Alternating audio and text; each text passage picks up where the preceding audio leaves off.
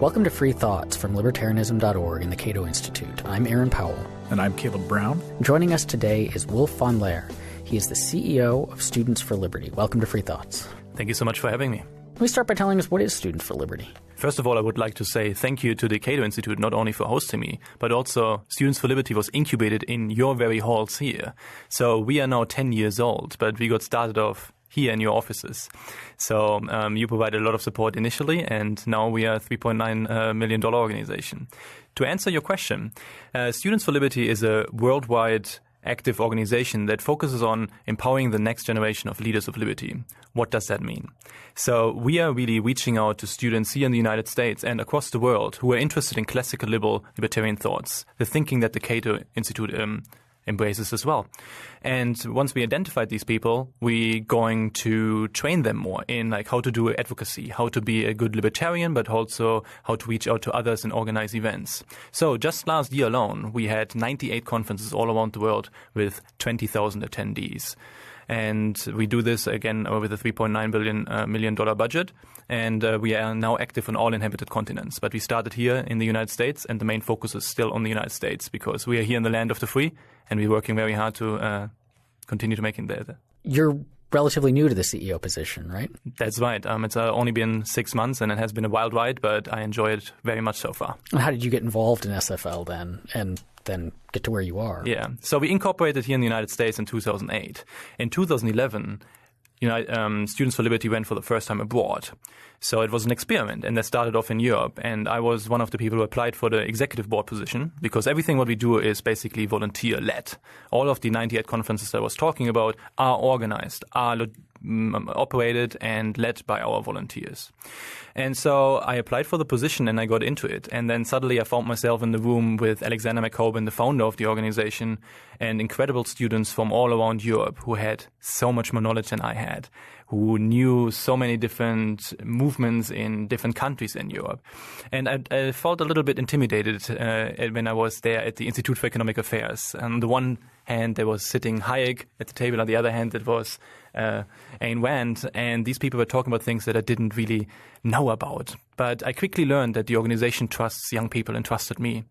And so I became very active. I raised over 50,000 euros to start the first training program in Europe and organized conferences with several hundred attendees and later became the chairperson.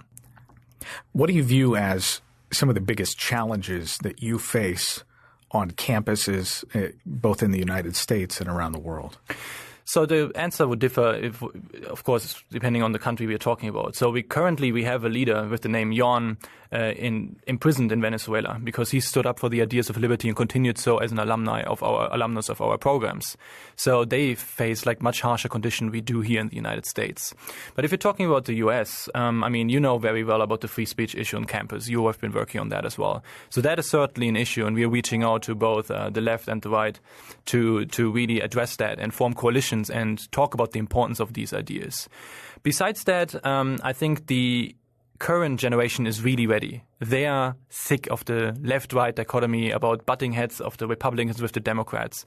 And our message really resonates with them because we are not going on campus and trying to yell at them. We're trying to understand where they're coming from. And then once we understood where they're coming from, trying to tell them, okay, maybe we have like similar goals. We all want to live like in a prosperous, more just, more equal society, but we have different means. Let's talk about that instead of just being in their face. And I think especially in the United States, people are ready for that message. How hard is it to communicate this message or to get a sizable group of Students for Liberty on a college campus now? I mean, it's been quite a while since I've been in college, and when I was there, it was in a very leftist college in Boulder, Colorado, but it seemed – I never got a sense that like the university itself was mobilized against these ideas. It felt pretty welcoming and open. Has that changed? Is it so you talk about the free speech on campus issues, which we hear a lot of anecdotes about, but it's hard from not being on a college campus to see how really pervasive that is, how much that's become kind of a culture among young people. Is there a strong like anti-liberty culture that you have to push back against? Sometimes we do experience that. So students of ours basically nearly got fined because they were handing out the Constitution, the very version that the Cato Institute produces. So we were handing that out on campus, our students, and they got really a lot of trouble into that because that was not like people were offended by Roger Pilon's intro. It wasn't the Constitution itself that was the problem. No, I think it was just like doing this because it said this is not like a dedicated zone where you can do that. Please stop refraining from doing this. So, I mean, many universities are public institutions, so the amendments should also apply to these places. So this is, of course, deeply upsetting. But it doesn't happen too often. And of course, sometimes when you have like controversial topics. So we, for instance, had like a single issue campaign once on free market environmentalism. So they talked about how the free market actually benefits the environment and how it has become much better. And your Human Progress Center here also has a lot of very informative data on that. And the speaker was there, and suddenly there was like a bunch of very hardcore leftist groups who were shouting down the speakers, and the student leaders then had to call the police. Similarly, we also faced this from the right. Like in Serbia, we had an event about like decriminalization of drugs, and suddenly like right-wing groups came in there, like neo-Nazis who were spitting at our students, which was like outrageous.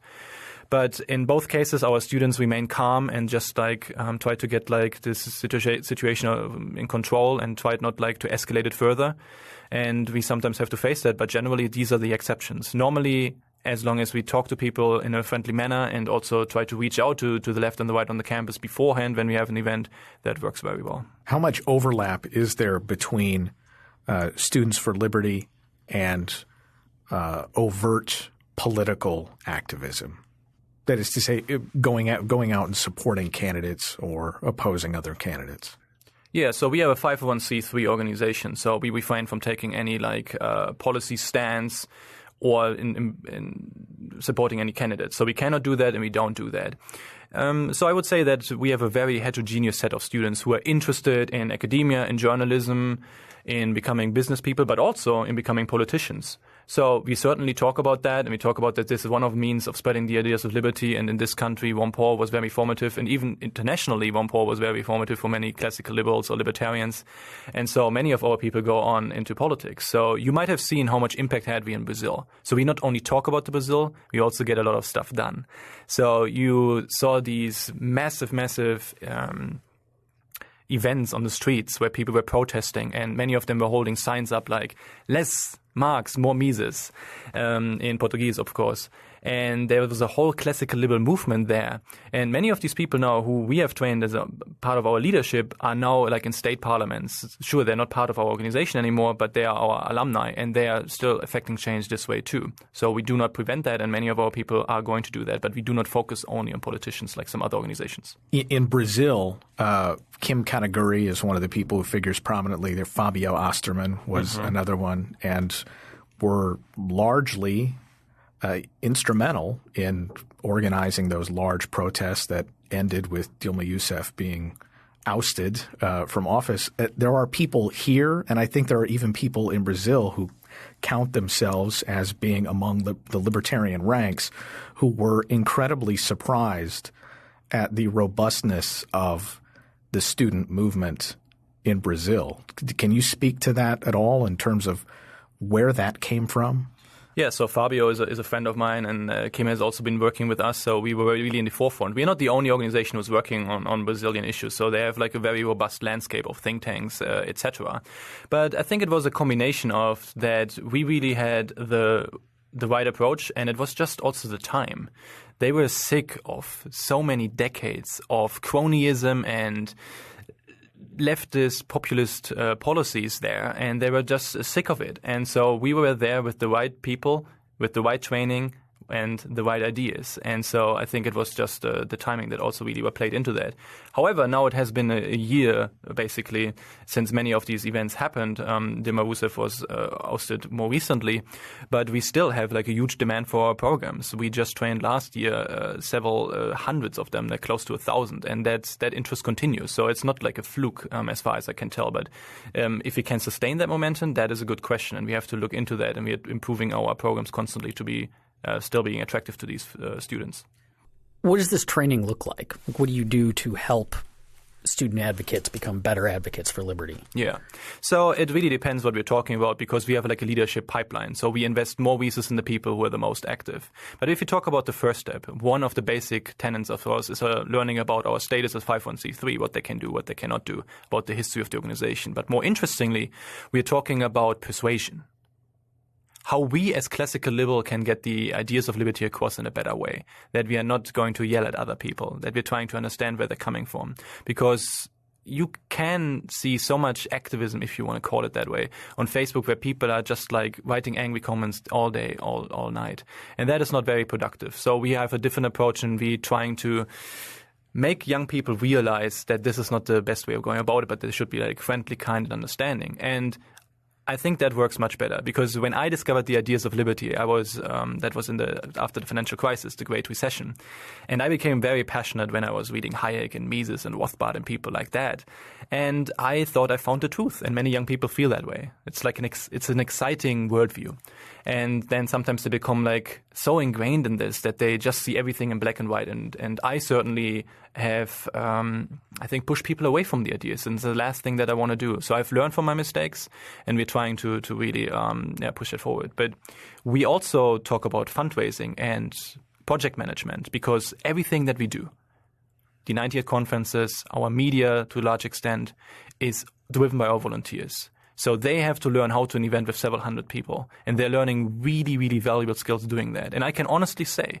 without Students for Liberty, I would not have a fraction of the skills that I have today. I have to learn much more. I know, I'm still young. But most parents tell their kids what they should be doing. Most universities tell kids what they should be doing. We believe in them that they can do great things. And we see that every week. Just recently, one of our so-called local coordinators, one of our volunteers, was on French national television quoting Frédéric Bastiat and defending Uber.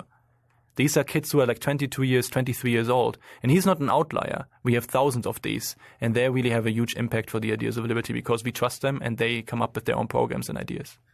I think it's actually just a hazard of being a young person, where if you are aware of something that you believe to be the truth, you are perhaps a little more brusque with people than you ought to be. What would you tell young people who are interested in spreading the ideas of liberty to avoid engaging in that kind of turning people off? What to avoid is basically, when you talk to someone, our natural inclination, not only for young people but for everyone, is always to respond and give like counter arguments. That somebody's talking and like everyone gives me like a very good argument right now why the minimum wage is the best thing ever, and like I'm already thinking about all the arguments I would have against that point.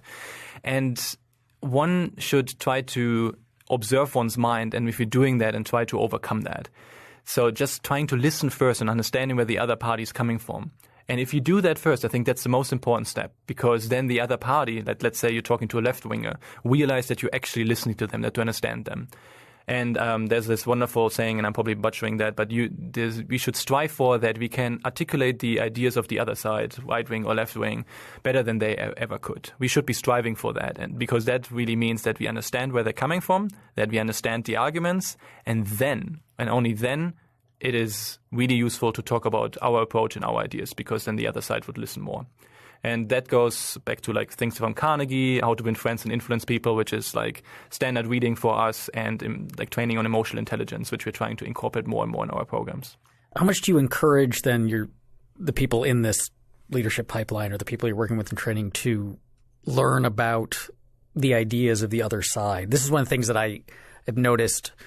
So we have interns come through here, and the work that I do with libertarianism.org, I spend this amount of time talking to people who are new to libertarianism, and there's often this attitude of, I've found the truth in Mises and Hayek and Rothbard and Bastiat, and those guys knew what they were talking about, and so why should I spend time really reading, the people that I disagree with?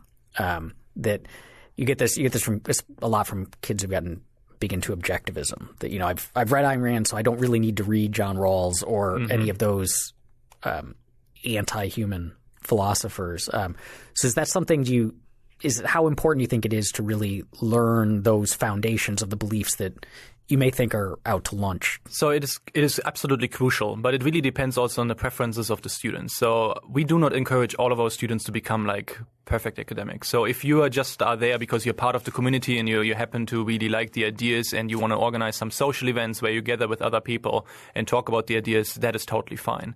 But the people who really want to get out there and want to talk with other people, I think they quickly learn that they need to do that. Because once you're actually listening to someone else and do not stay only in your echo chamber of like libertarian groups and organizations, then you quickly learn that they also have sometimes very sophisticated ideas. So one of the first things that I did when I came here, free speech is not such an issue in Europe compared to the United States right now on campus at least. The first thing that I did, I was reading people from the Frankfurt School, like what kind of arguments they had. And I was shocked to see that, unfortunately, their arguments are quite logically coherent. They're misguided, and I think they have the wrong approach, but they're logically coherent. And that's the only way how I could approach people on campus and try to engage with them. Because if you're just like in their face and just like say like, oh, you have to believe in the Constitution and in free speech, it's not a value of theirs. And if you don't understand that from the get-go, you will never be able to communicate to other people. And we are filtering our people very selectively. We go for quality over quantity. I want people in our organization who have a good knowledge and understanding of the ideas, but who are also kind human beings.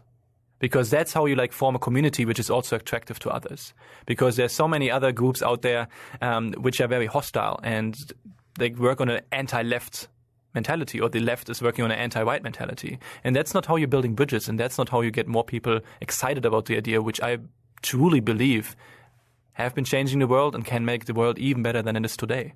In Europe and the United States, there has been a rise of, at least in the United States, it's called the alt-right, and in Europe it is populist nationalist parties. In Spain, it's populist communist party there.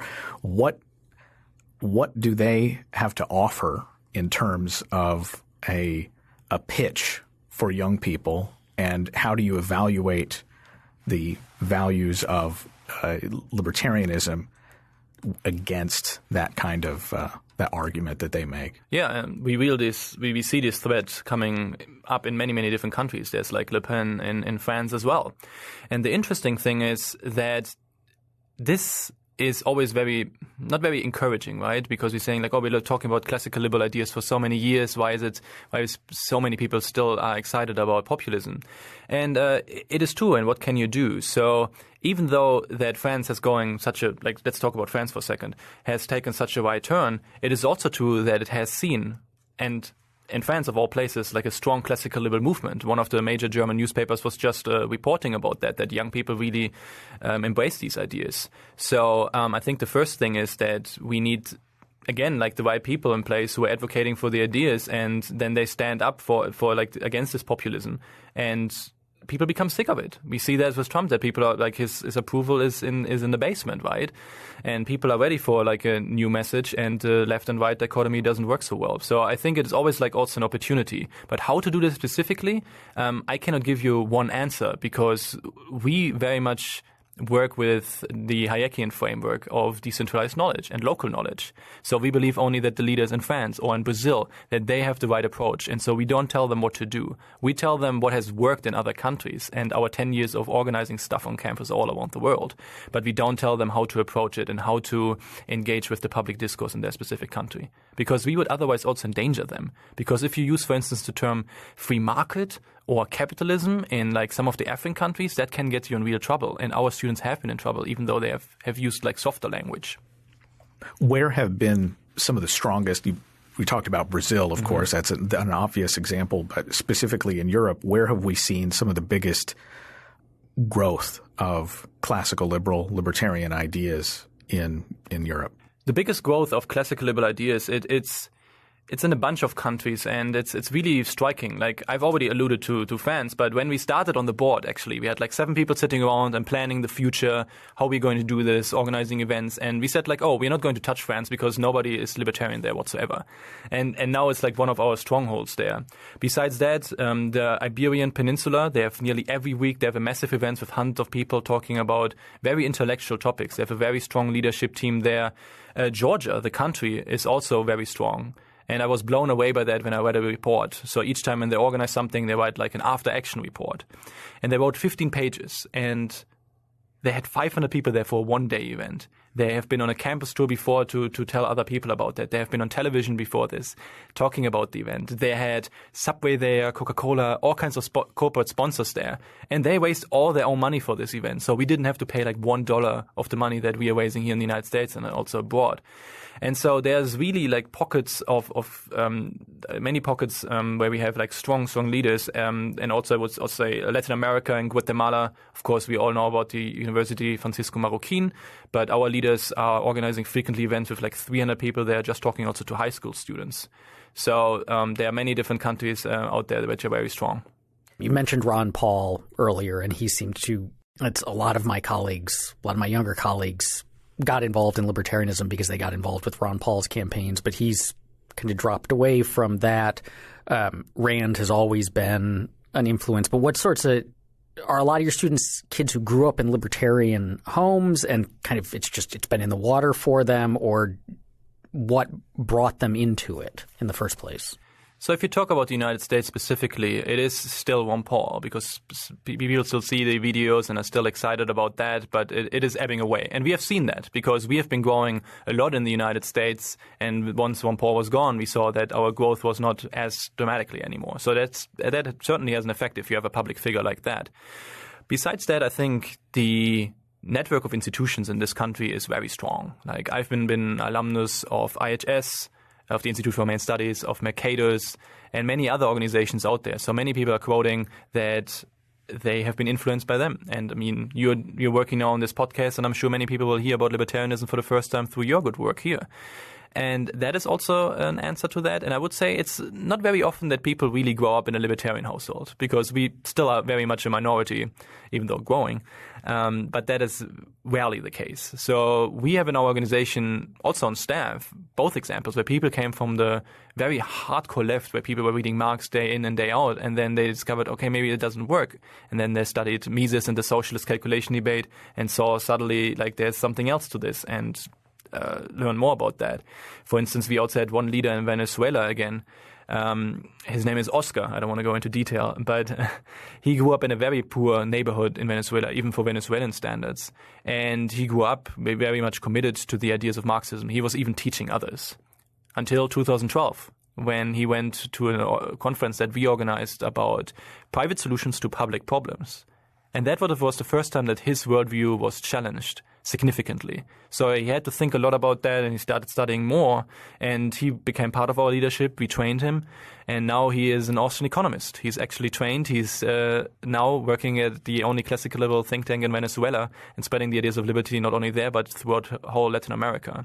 But we also have people who grew up in a very conservative household and then suddenly saw like a Wiesn video or went to a conference of ours. And then they see, okay, these are actually nice human beings who happen to believe in radical ideas about freedom and free markets and all of that stuff. And so they can come from all variety of ways. And also, of course, here it's often connected to Ayn Rand and objectivism in the United States, not so much abroad.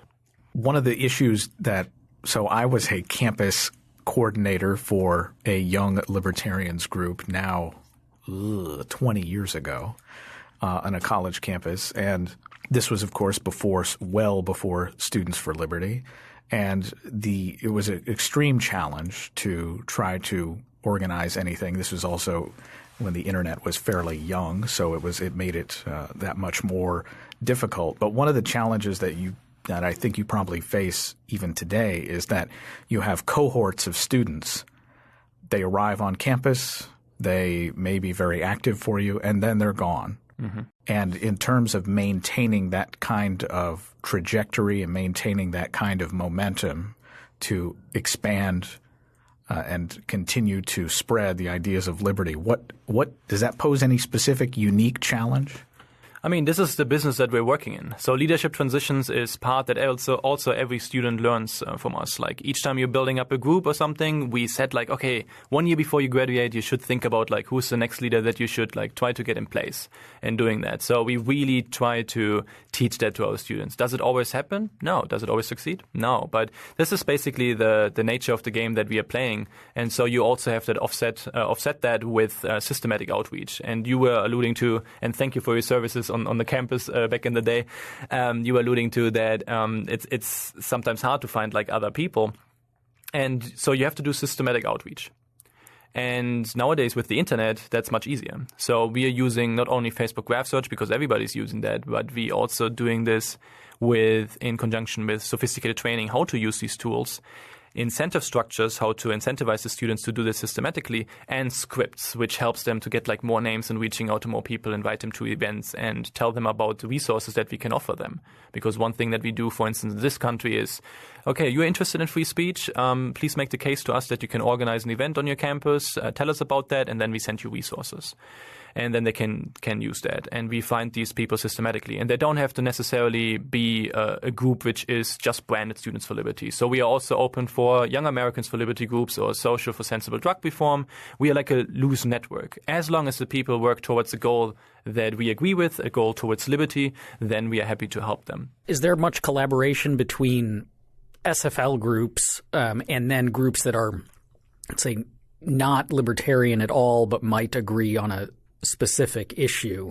I ask because it often seems like there's this the example I sometimes give is from back when the Snowden records came out, and libertarians were kind of way out in front on that one because we'd been talking about state surveillance for a while when other people weren't paying attention to it, and we were some of the first to condemn it.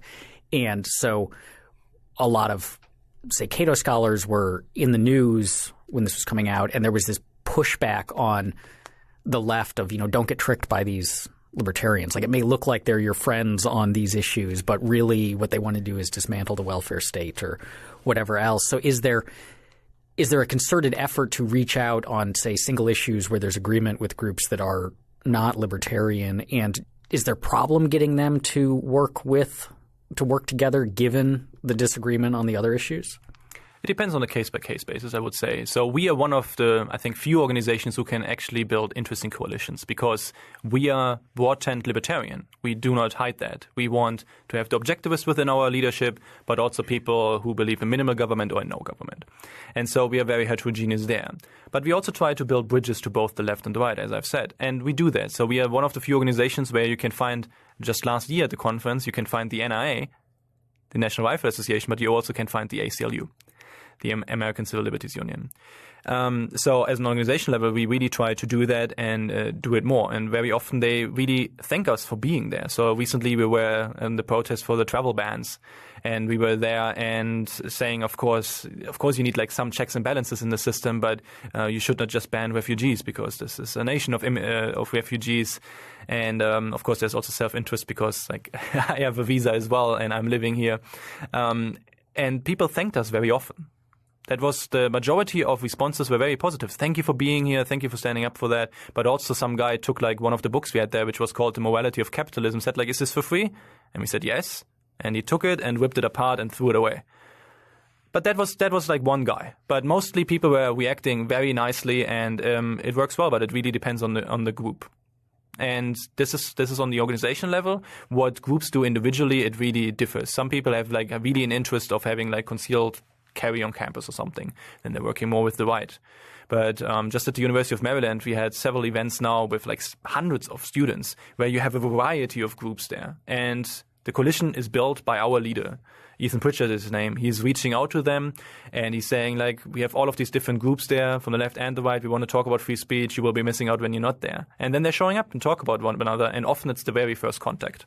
Libertarianism often, you can say there's the economic side of it and there's the social side, the social liberty side of it.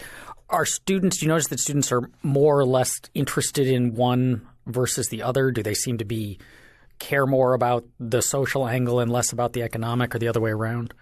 So one thought is that generally the younger generation is more socially liberal than the older generation. That's just not even in libertarian circles. It's just like statistically true for all different circles. And we also see that. But I would say that some people, of course, are interested in one issue over the other, but most of the people are still coming from the economic angle to the ideas. And when we recruit people, we really want to make sure that they have a firm understanding of the ideas. So we test also that, like, what is your favorite thinker, or like, what is the book that influenced you the most, so that we're getting at that. And economics is really the most important. And I would say, like, it's the backbone. Also, like, I studied political economy, and I have to defend my dissertation next month, and so I believe this is really something that every student should understand. But of course, some people are like more interested in marriage equality, and some people are more in gun rights. But I really want to facilitate and continue to foster an environment where libertarians from both sides, from the left and the right, can feel themselves as part of a community, because it is perfectly valid to be a libertarian but hold deeply conservative values. It's perfectly fine, as long as you don't want to have the state or the government impose your preference over others. And it's a very reasonable preference, and not everyone wants to party and smoke pot, and I don't consume drugs. I don't even drink alcohol all that much, and I think it's totally fine to be that, and we want to have a welcoming environment there. And we see this quite frequently, that also younger conservative, like people with conservative values, also join our leadership. Do we know much about how young people in the United States, members of Students for Liberty, how they voted in 2016? Of course, we had two of the most despised candidates in at least recent American history, and how they broke down. I don't have any firm data on that, but when I talk to our students, it seems that most people were voting for Gary Johnson. Sure. Like the libertarian alternative, that they were basically appalled by both alternatives.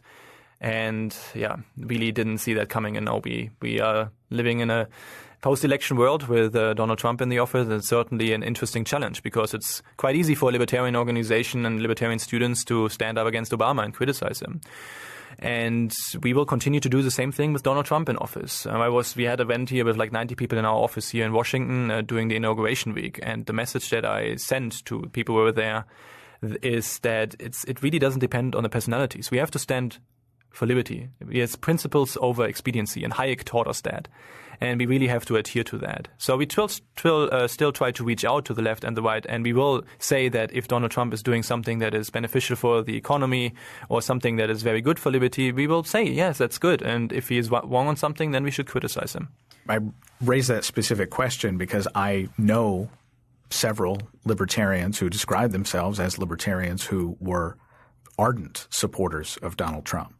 And I've struggled to understand exactly why. I mean, I talked to many people, and for me as a European, it was first impossible to understand, but now I think I understand it much more. And I don't claim that I have a full picture, first of all, but it seems to me that many people latch on like one specific issue, for instance, the Supreme Court. And then they say, okay, Donald Trump would be so much better than Hillary. So it's always in comparison to Hillary. And people are very skeptical if she would have done anything good, and people were very afraid of her being in charge. And so they latch onto this one issue and then say, yeah, he would be much better on that, and say, like, Trump is my guy, and then maybe take it too far, that they only look at this one issue, but on like embrace him and all of his policies. That's what I see very often when I talk to people, at least. Trump's election appears to be a catastrophe in so many ways, but it's nice to try to pry out some silver linings in it. Do you think that there's a chance that the left, the young people who were really excited by Obama, and a lot of them, there seemed to be an inexplicable excitement among many for Hillary that didn't seem to have anything to do with her at all. Her actual policy prescriptions. Yeah, there was some like platonic ideal of Hillary that they were fans of instead. But it made it harder sometimes to argue against, the state, to make our public choice arguments or our moral arguments, because there was this exciting, well-spoken, dashing guy in the White House who everyone loved. Do you think that there's an opportunity with Trump to reach out to particularly people on the left who might have been opposed to or very skeptical of libertarianism, but suddenly are maybe a little more willing to listen to our arguments about how you shouldn't invest a ton of power in these people? Yeah, that's certainly the argument that many of our students are making. So I hope that we can reach out more to them, because after the election, the left imploded on campus, and they could not, or in general, and they couldn't really deal with the new reality. And we can say we told you so, but I don't think that argument alone will be very effective. So we need to show them like why the libertarian body of thought is in general much better in order to address some of the issues that they care about. And so libertarians have become like much better and much more diverse in what they're talking about. It's not only about economics, even though I think it's like very important that we understand all of that and that we talk about these thinkers, but it's also about minority rights and about like what is happening to black communities and what their concerns are, and that we are taking these things seriously and that we engage with them and talk about that more. And I see many libertarian organizations doing this more and more, and we also do that, and I think that is the right approach. So I hope that we will be successful at it, but we have to wait some more time in order to see if the left is coming in huge waves into the libertarian movement. I certainly would like that. On that diversity, the libertarian movement has long had a reputation for being a bunch of white dudes. I guess, what do the demographic breakdowns look like for student groups now? So I'm very happy to report that at least on the female and male division, we are like much better. So very often at our events, we have like 40% women there. And I think it's also due because you address like many more topics, and because we try to really have like a community which is not based on like anti-something, but like pro-something, and being like more open to discussions about all kinds of different ideas. I think that certainly helps, but I think it's still mostly white people. And I've noticed this when I came specifically to this country, and I found myself doing like a training, and there were like 250 libertarians in there, and also like conservative people, and there were four black people, and only one of them was African American. The other people were one from the Bermudas and the other two from Africa. And I was talking to them like for an hour or so and was trying to figure out why. And I realized that I didn't understand some of the issues that they are facing and what they care about. Similarly, I went to like a donor event, and there was only one black donor. There are not many people around them. I also talked with him for an hour, tried to understand like why he thinks that the black community is not hearing this message or is not attracted to this message. And at the end of the conversation, I also asked him like, how many white people like have asked you this question? And I'm not special anyway, but he said like, you're the only one. And we're talking always about how do we get more women in the movement, but apparently this question we don't raise enough. So thank you for raising it, and how we can change it. So we are right now working on actually a proposal, which I want to have like a staffer just focused on historical black colleges and universities, and trying to engage with these communities more and bring in the libertarian message there and trying to get them more into our leadership, because it's just very natural. Even if you, let's say you're like a black person and you have read Mises and Hayek and Rand, and you're like super excited about that, and then you see like a group of 100 people, only white people, talking about their ideas, would you go there? You don't know if you're allowed in that club, right? And it's just like very natural. And so we would really try to make an effort in order to bridge that more and try to speak to that community more. But we first have to understand like, how do they see capitalism? Why do they see it negatively? Why do they believe more in the government if that's really the place? And all of these sorts of things. Have you come to any conclusions about that? I mean, I've only had a couple of conversations, so I'm still very ignorant, and I still have to learn much more. And that I want to be very clear on that. But from what I've heard is that capitalism is very much connected as a system to slavery. That's part of it. It is also the belief that federalism is very good for black communities, because they believe that Jim Crow the federal government stepped in and got rid of Jim Crow. They don't know that like most politicians back in the day were really much against that, and that even like the president had like close to like a nervous breakdown because he didn't want to pass that law. And so it's basically the trust in the federal government to step in and to improve the situation. I think that is like another piece of the puzzle, because they see the states as problems because police is state, but they think that the federal government might be able to help. But capitalism in itself is very much connected to colonialism and to slavery. And so we have to address that. We have to learn more about that. We have to learn more about the thinker that are behind these arguments, and then address it head on, and try to reach out more. But it's not that uncommon for young people to believe that kicking a debate or kicking a decision-making power from the local level to a higher level of government is going to result in some sort of more responsible decision. Yeah. Fortunately, it's the opposite. So libertarians really embrace decentralization and more power on the ground. And that might be like another argument that they see, if we would give more power to the local corps or something, then they would be even more tyrannical. But also research from Elinor Ostrom has shown that is not very true, because if you have like more local police who is in the community, who comes from the community, there's like so much more interactions between them, and it's like much more peaceful than if you had like the state governing everything and like as people you don't know is policing your area and interacting with your crowd in the wrong way. So if I'm one of those people who's being questioned and someone's telling, so what is this libertarianism thing? Are there arguments that you see or ways of presenting it that you see young libertarians, people new to libertarianism make that you think are particularly ineffective, that you wish they'd stop, and then ones that you think, you wish they'd make more of that sort of either argument or description of libertarianism or just way of presenting it? That goes back to the whole persuasion thing and what is like the best arguments. And so one part is that you first have to understand what the other party really cares about, because if you just come up with your best arguments independent of what the other person cares about, then that will not be very effective. That's one part. The other part is that I think we have to be careful with moral arguments. I think we both have to make the moral case as well as the utilitarian case, or like why freedom is important and freedom of the world index and all that stuff.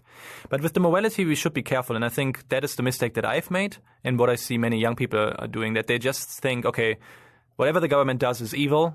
Therefore, if you advocate for policy X, you are evil. And that is like, it's a sledgehammer approach where there's no way out for the other party to really engage in the conversation. Like, where do you go from there? And I mean, we should make the moral argument and we should point out that the government and all their policies will finally end up in some sort of violence against people. And we should try to make that case, but we should be careful in leading people to that, because it's such a radical different view that they have never heard, that one should have a gradual approach, starting with what the other person cares about first. That would be my general advice. But so I shouldn't just shout taxation is theft at people? Maybe not, no. Or just loudly call them a statist? Yeah. Does that? Yeah. It seems to work okay. You're thinking don't do that? No, maybe not. And that's also why we try to brand us differently. So we have slogans, for instance, it says like T-shirts and people love it. It says peace, love, liberty. That's what it's about, right? Stop bombing people. It's about respecting other people, love them like your neighbor. Because like libertarianism is the only ideology which really trusts people. Because if you talk to both the left and the right, if it really goes down to something, why they want to impose their worldview is because they think that people are stupid. Because they think they cannot govern themselves. We believe that people can actually do that. And the other slogan is don't tweet on anyone. It's not only about me. It's not about like this isolated individualism, but it's about don't tweet on anyone. It's also about other people. And that is something that we also have to go against on campus, because most people, when they hear libertarianism, it's things like the radical, we are just like radical individualists who just want to fight for ourselves and just build like the empire and screw everyone else. But no, we understand the value of community. We understand that complex social problems have to be addressed by complex institutions which are built of many, many people. We know that we have social needs. As much as we have the need for food, we have the need for acceptance of others. And once you understand that and like learn a little bit about evolutionary psychology, then you know that this is not true for libertarians, and we have to also make the case for that. That seems like it presents a particularly good opportunity for libertarians in the coming 4 to 8 years, where you have a broadly right wing, for lack of a better term, anti-immigrant, anti-trade push, and on the other side, sort of a would-be totalitarian anti-speech, anti-fascism is what a lot of these groups call themselves, who seem every bit as scary as the other side. Yeah. I think what we can really do differently is that we should stress more the positive aspects of our ideology. Because we get all teary-eyed if we read I Pencil, right? But why? Because we marvel at the market, and that's the word that Hayek used in his essay, The Use of Knowledge in Society. The price system is a marvel. If we can get this excitement to other people, like look at a supermarket and think about the thousands of people behind that, how is it possible that this most boring item, like the tomato soup, is still interesting, is still there, is I can eat that and I don't die? Like, how is it even possible? Think about it. Like, this sort of excitement and the positivity of the ideology, also talking about not only that we have erased poverty from, I think absolute poverty was in around 37%. Now it is at, like since 2015, less than 10%. Like also explaining what this means. Like just think about all these data points, all these individuals who used to work like themselves to death and only lived until 40 years old. Now they have a family, they have more options. Whole countries like China and India, suddenly they can get like much better education, much better healthcare. Have these countries still problems? Sure. Are we in a perfect society? No. Is the world perfect? No. But look at all of these positive developments and say like, this is why I believe classical liberalism and libertarian ideas are so important. And excite other people for that. I think that is a message that people should hear more. And that's independent of who is in charge, because there's so much negativity out there. The left is hating the right. The country is really divided, and we see this in this country, many other countries as well. And if we had like a positive message, which is like more uniting and not only complaining about all the things that are going wrong, I think that really resonates with people. So this week, as we record this, you guys have got this weekend, you've got a pretty cool event going on here in D.C. Why don't you tell us about that? Yeah, that is our 10th year anniversary of the International Students for Liberty Conference. So over 1,000 people have registered, and then tons of partner organizations. And the Cato Institute is one of our main sponsors, of course, coming there. So we expect like 1,500 people who are celebrating with us liberty.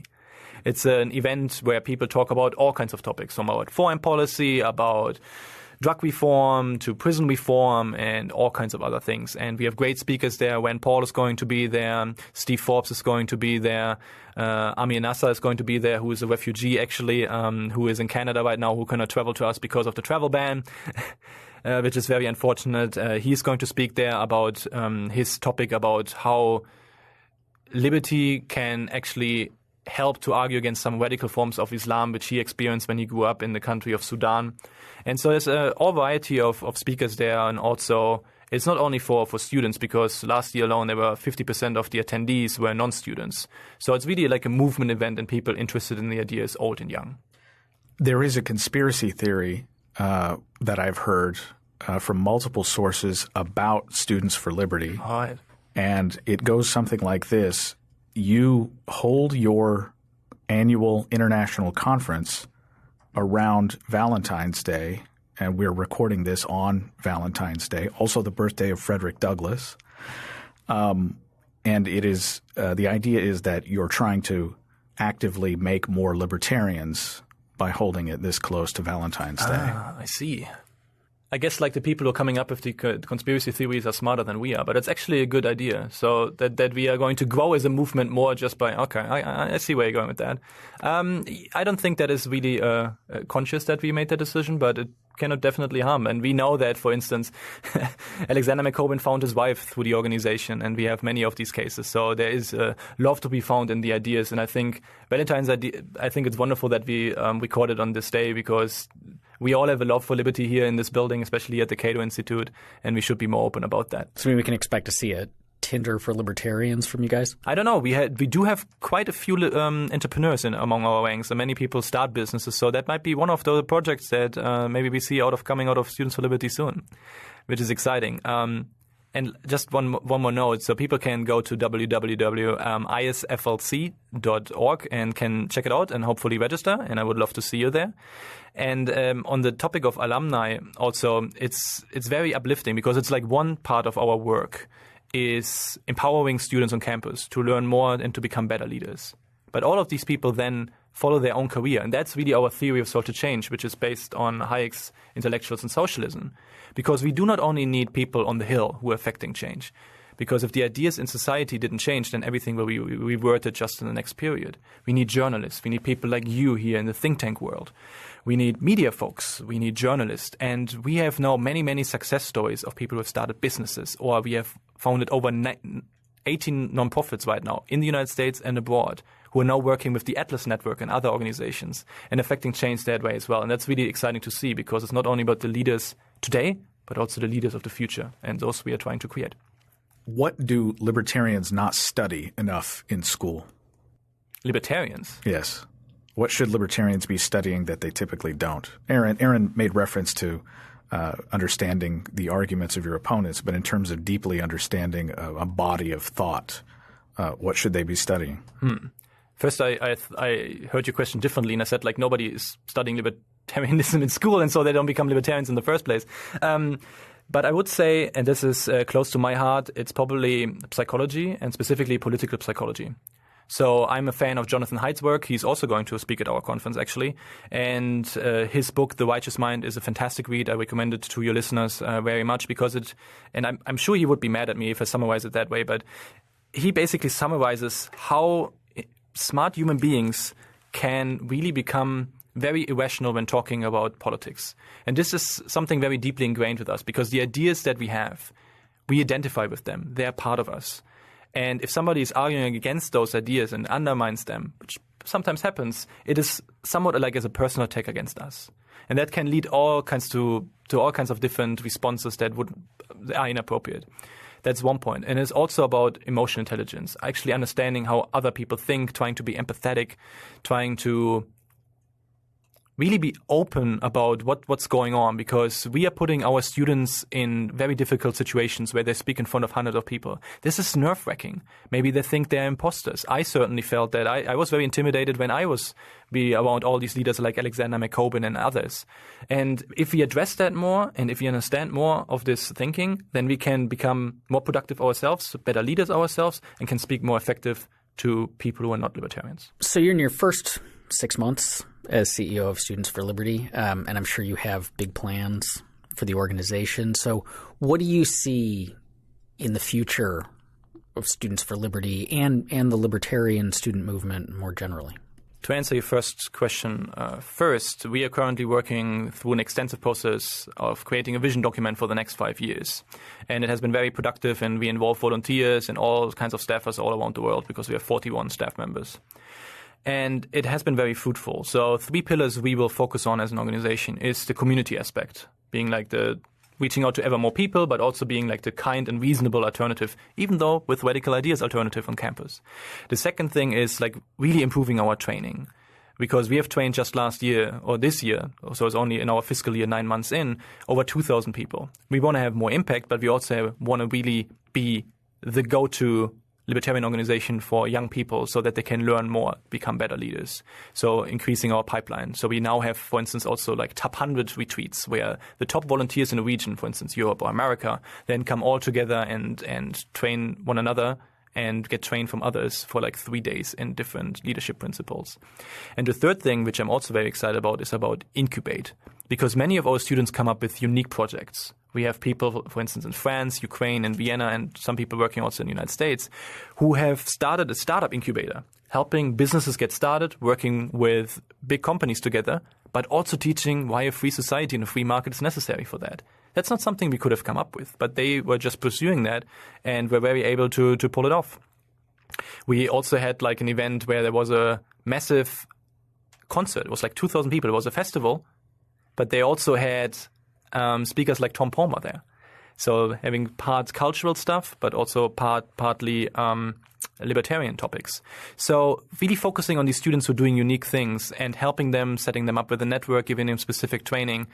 I think that would be also very interesting. And so that they also have at some point like a top 50 retreat where we bring all the best leaders, like the people you mentioned, like Fabio Osterman from Brazil, talking to our American leaders, talking to our European leaders, and then they can really engage in high-level knowledge sharing and really continue to change the world in the future. That's one part. And the other part is that we see so many of our alumni now starting businesses and engaging in nonprofits and becoming academics and really continue to have a change for the ideas that we all embrace here in this room. And that's just very wonderful to see. For libertarianism in general, I mean, I'm very optimistic because I'm looking at our organization and I see so many good organizations like the Cato Institute for Humane Studies doing tremendous work. And I think it has a huge effect, and libertarians as a group have been growing. And I don't think that 10 years ago you could envision that we have a conference like this here in DC where 1,500 people will show up. So I'm optimistic about that. Will this translate into change in the short term? I don't know. I'm more skeptical about the short run, but very optimistic about in the long run.